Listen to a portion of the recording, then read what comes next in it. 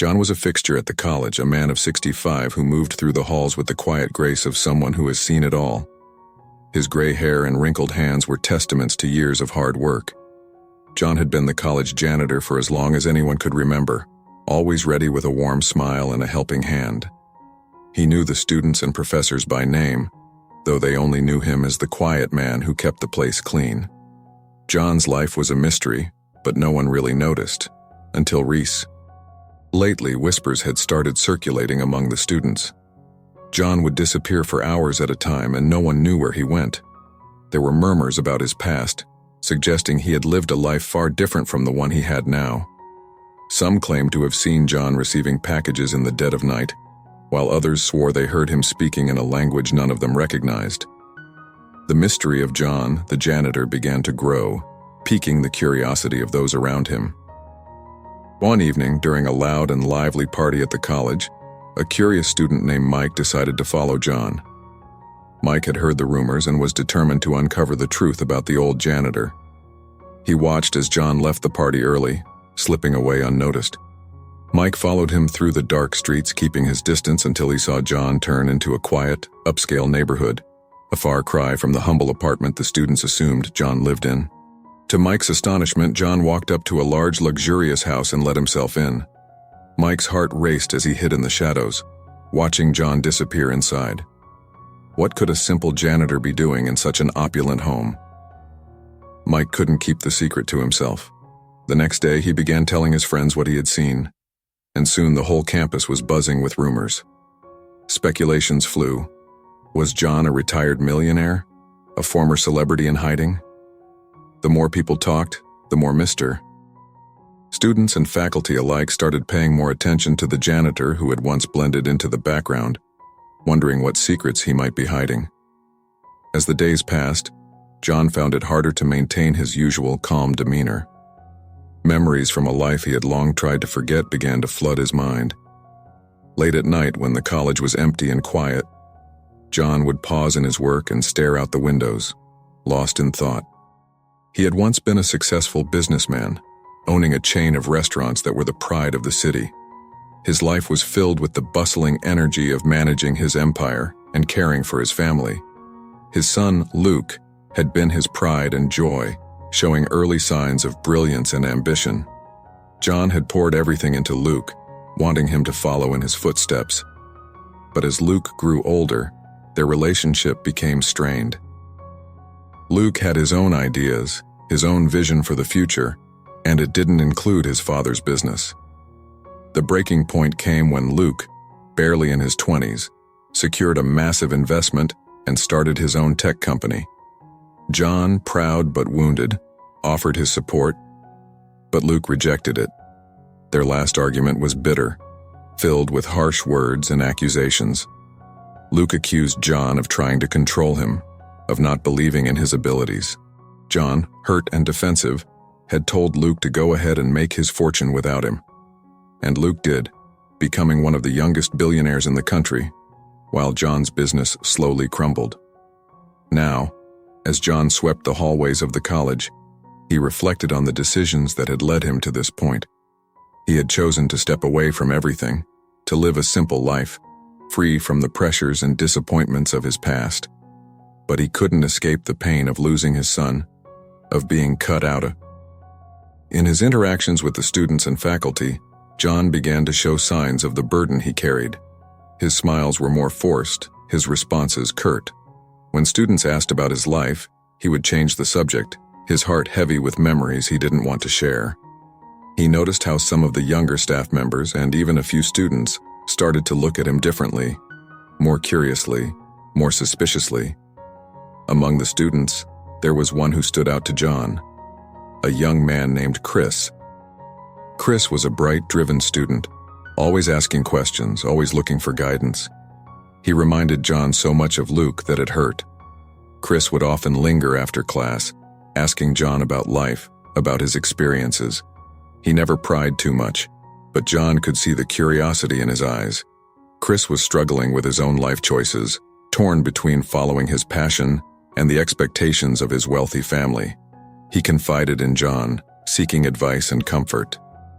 John found himself drawn to Chris, wanting to help him, to guide him in a way he had failed to do with Luke. But every interaction with Chris brought up memories of his estranged son, and John struggled with the conflicting emotions of wanting to help and wanting to keep his distance. As the rumors about John continued to spread, the dynamics at the college began to shift. Some professors and students started to treat John with a newfound respect, believing there was more to him than met the eye. Others were more cautious, unsure of what to make of the stories circulating about him. John noticed the changes, but he kept his head down, trying to avoid the growing attention. Despite his efforts to remain in the background, John couldn't help but feel the walls closing in on him. The past he had tried so hard to escape was catching up, and he wasn't sure how much longer he could keep his secrets hidden. John's inner turmoil was growing unbearable. Every interaction with Chris brought a wave of emotions he had tried to bury: regret, guilt, and an overwhelming desire to reach out to his son. The memories of their last fight played in his mind on a loop, each harsh word echoing in his thoughts. He still loved Luke deeply, but the fear of being rejected again kept him from making any moves to reconnect. The pain of their estrangement was a constant weight on his heart, but the idea of facing his son and possibly being turned away was too much. Externally, the situation was becoming increasingly tense. The rumors about John had spread beyond the student body and reached the ears of the college administration. The whispers about his mysterious background and his unusual connections had caught the attention of those in power. They began to look into John's past, digging up details that made them question how a man like him ended up as a janitor in their institution. The administration called John in for a meeting, their questions veiled. "What did you do before you came here, John?" the dean asked, his tone polite but probing. John hesitated, his mind racing. He had always been careful to keep his past separate from his current life, but now it seemed there was no escaping it.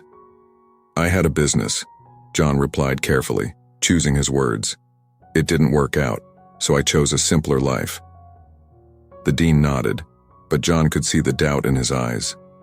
"We're just trying to understand if there's anything we should be aware of, anything that might affect our institution." John felt the pressure mounting. He knew they were digging deeper, and it was only a matter of time before they uncovered the truth. The thought of being exposed, of having his carefully constructed life unravel, filled him with dread. But more than that, the idea of facing his son after all these years terrified him. The turning point came when John was approached by Professor Harris, a history professor known for his meticulous research and curiosity. Professor Harris had taken it upon himself to find out more about John, driven by the rumors and his own interest in the enigmatic janitor. After weeks of digging, he had finally pieced together John's story. "John," Professor Harris began one afternoon when he found John alone in the library, "I know about Luke." John froze, his heart pounding in his chest. He had been so careful, so private. How could this man know? "I've been looking into your background," Harris continued, his voice gentle but firm. "I know you were a successful businessman, and I know your son is Luke, the tech mogul." John felt exposed, like a spotlight had been turned on him. He didn't respond, but his silence was enough confirmation for Harris. "You should reach out to him," Harris said quietly.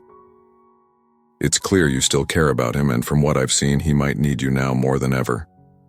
John's world tilted. He had always known where Luke was, keeping tabs on him from a distance. He knew about Luke's success, his rise to fame, but he had also seen the recent headlines. Luke was facing a major public scandal, his company on the brink of collapse. John had stayed away, convincing himself it was for the best, but now, confronted by Harris, he wasn't so sure. The plot twist hit John. The thought of Luke, his brilliant, stubborn son, struggling and possibly needing help was more than he could bear. For the first time in years, John began to reconsider his decision to stay away. The idea of reaching out, of possibly reconciling with his son, was terrifying. But maybe, just maybe, it was time to take that risk. John knew the time had come. He could no longer hide from the truth or from his son. After years of avoidance, he decided to confront the past he had tried so hard to escape. With trembling hands, John dialed Luke's number, the one he had never erased from his phone. The ring seemed to last forever until, finally, a voice answered. "Hello?" Luke's voice was cold, distant. John hesitated, the words catching in his throat. "It's me, John," he finally said, his voice barely above a whisper. There was a long silence on the other end before Luke spoke again, his tone laced with years of resentment. "What do you want?" "I want to see you, Luke." "I know I have no right to ask, but please, we need to talk," John said, his heart heavy with the weight of what he was about to face. Against all odds, Luke agreed to meet.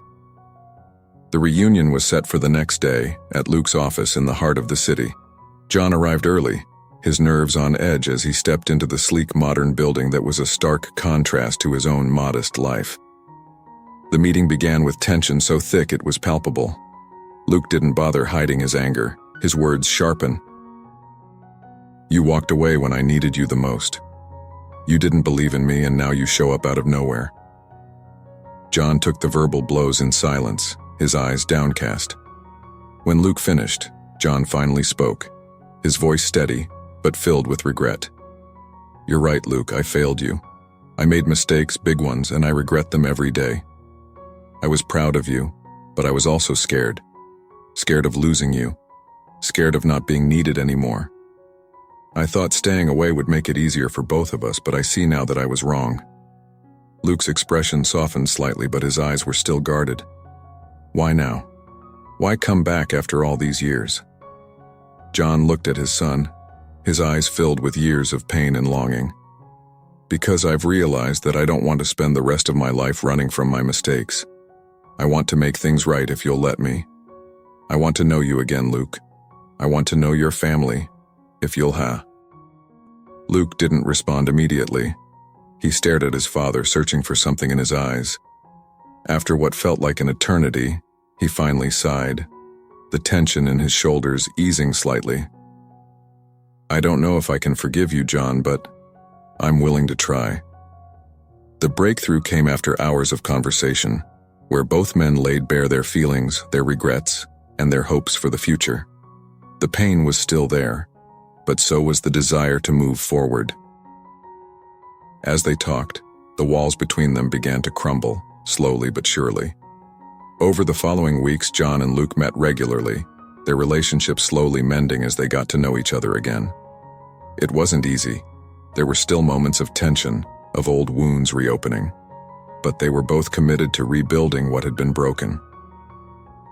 Luke invited John to his home, introducing him to the family John had never met, his daughter-in-law, and 2 grandchildren who looked at John with wide cur. The moment was bittersweet, but it also marked the beginning of a new chapter in their lives. As John spent more time with his son and his new family, he felt a sense of peace he hadn't known in years. He watched his grandchildren play, their laughter filling the air, and he knew he had been given a second chance, one he would not take for granted. Back at the college, John continued his work as a janitor, but he was a changed man. His story of reconciliation spread through the halls, touching the lives of students and faculty alike. They looked at John with new respect, inspired by his journey of forgiveness and healing. John, now with a renewed sense of purpose, began sharing his story with those who would listen, offering words of wisdom and encouragement. He found joy in helping others navigate their own struggles, finding fulfillment in the simple act of connecting with those around him. The past would always be a part of him, but John no longer feared it. He had faced his demons and come out the other side stronger, with a heart full of hope for the future. Thank you for joining us on this journey with John and Luke. What did you think of their story? Leave your thoughts in the comments below.